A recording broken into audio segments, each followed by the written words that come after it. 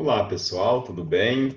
Hoje nós vamos fazer a nossa revisão no quarto bimestre e para esse quarto bimestre eu vou trabalhar algumas questões aqui que será interessante vocês fazerem essa retomada de conteúdos. Primeiro que é a filosofia da lógica informal, onde que vai tratar algumas questões aqui referente à falácia, à retórica e à razão comunicativa. Numa segunda etapa, eu falarei também sobre a filosofia da linguagem.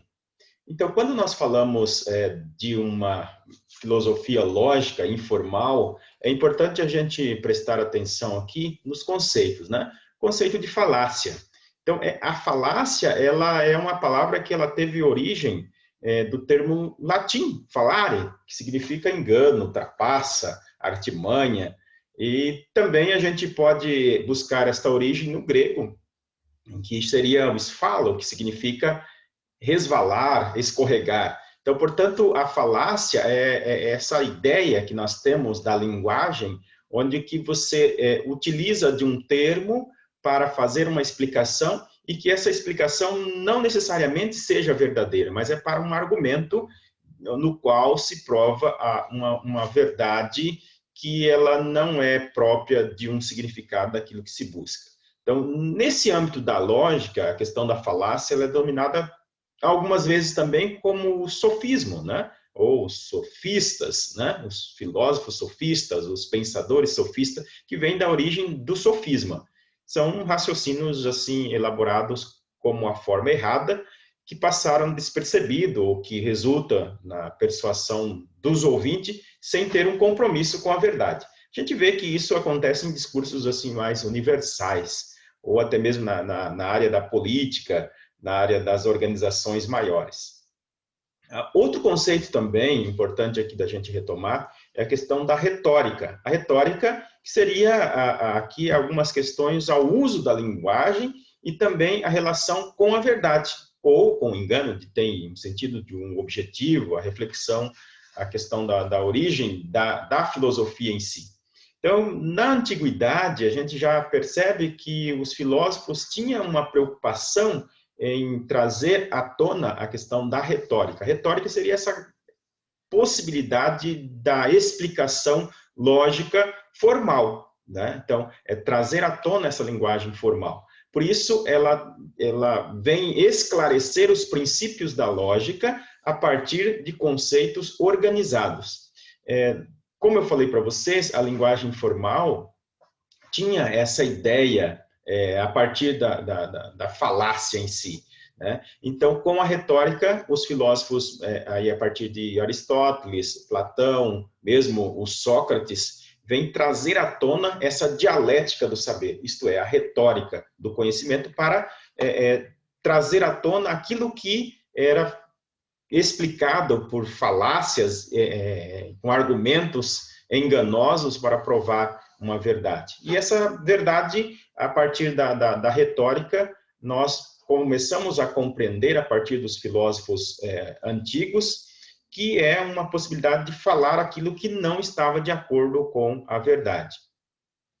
A partir, então, dos filósofos modernos, nós vamos perceber que essa lógica formal, ela trouxe para nós uma ideia muito mais clara do que é a verdade. Então, a linguagem formal da lógica informal, ela estabelece argumentos, conhecimentos da retórica, ela traz alguns estudos aqui mais argumentativo no contexto do esclarecimento da verdade. E um dos filósofos, assim, considerado influentes desse período é o Perelman, que ele fala sobre a questão da argumentação, que é um modo de agir sobre os ouvintes por meio do discurso.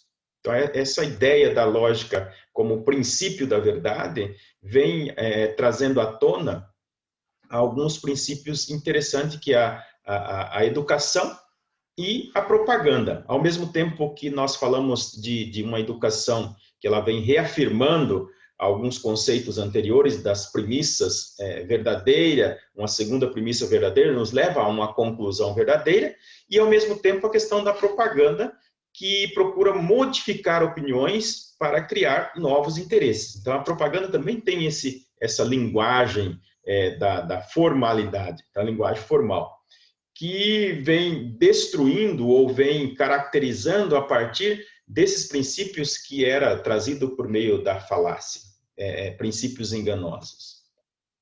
Outra questão aqui que a gente fala também é a filosofia da linguagem, né? E a filosofia da linguagem, ela já vem aqui trazendo alguns conceitos atuais, né? A partir da filosofia moderna. Então, vejamos que a filosofia da linguagem, ela estuda a questão da origem, né? As causas, as formas da linguagem.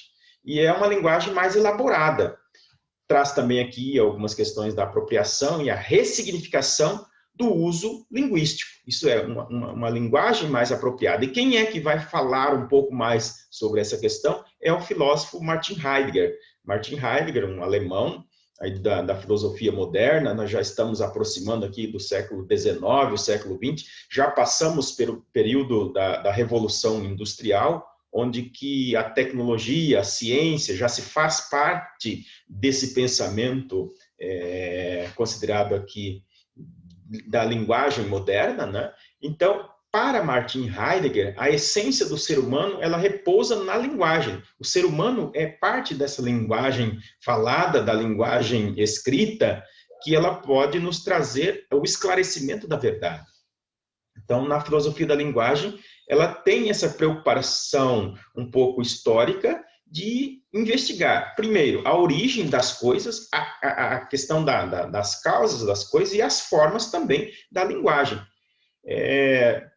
Bem como uma elaboração do conjunto da verdade, para que as pessoas possam estar aqui trazendo essa apropriação e até mesmo a ressignificação dos acordos propostos pelo uso da linguagem. Essa é uma proposta do Martin Heidegger a partir aí da filosofia moderna.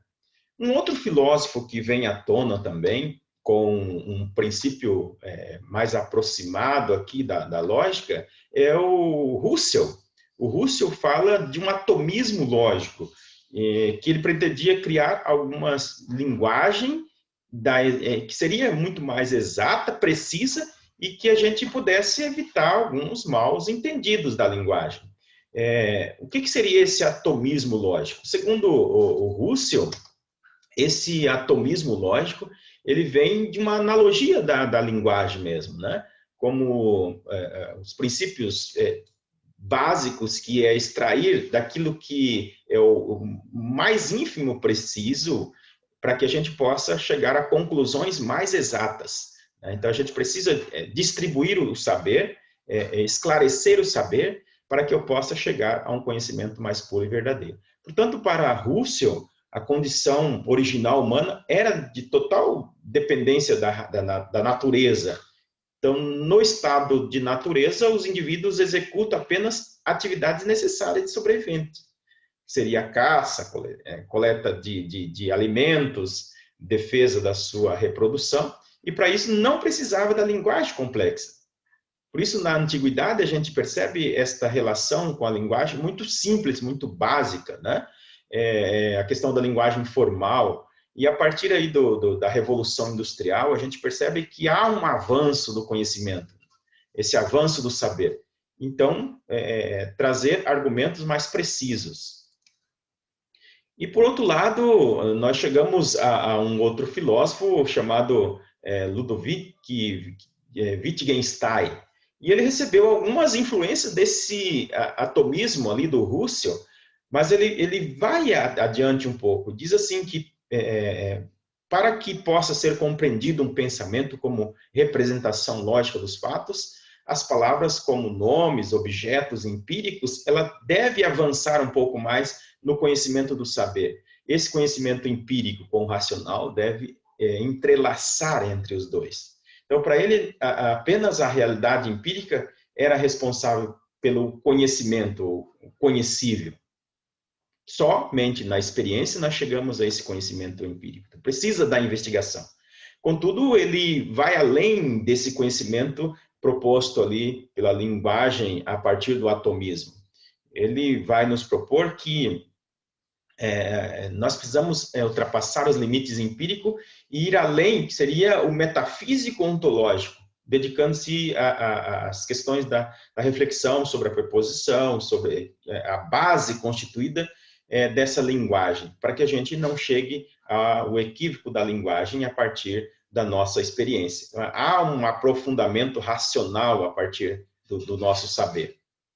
Além disso, o Wittgenstein, ele conclui que alguns dos problemas filosóficos tradicionais não estavam apenas nessa passagem da linguagem, mas estava nesses enganos lógicos. E esses enganos lógicos seria essa possibilidade da explicação a partir apenas da experiência. E nós precisamos evoluir esse princípio da nossa linguagem, que é da experiência, ir além, que seria o princípio da linguagem metafísica e ontológica. Ontológica no sentido que ele propõe aqui, onto, ser, logia, conhecimento, né? O conhecimento do ser humano que ultrapassa a experiência para um âmbito da metafísica. A metafísica que nós podemos compreender a partir do Wittgenstein é a metafísica humana, a razão humana. Então, pessoal, aproveitem bem esses nossos conteúdos do vídeo e vocês possam fazer uma boa revisão. Não esqueça de responder lá o formulário para que vocês possam ter o roteiro e depois envie para mim, ok? Um abraço para vocês, até a próxima aula.